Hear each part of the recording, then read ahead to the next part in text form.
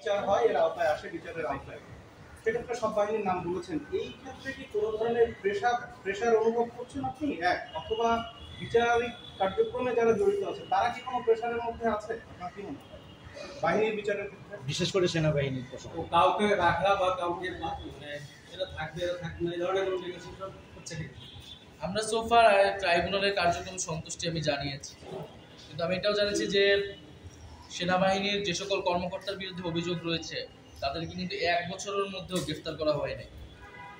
অনেকের বিরুদ্ধে অভিযোগ, আমি নিজে গুম কমিশনে অভিযোগ দায়ের করেছি, আমি আজকেও এখানে নাম সহ উল্লেখ করেছি।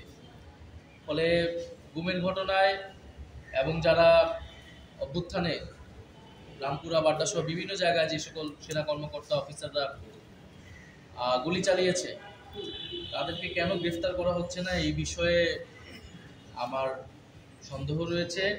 এই বিষয়ে কোনো চাপ আছে কিনা, কিন্তু আমি আহ্বান জানাবো যে কোনো প্রকার চাপ থাকলেও এগুলো যাতে বিবেচনায় না নিয়ে আইন ফলো করা হয় এবং ন্যায় বিচার নিশ্চিত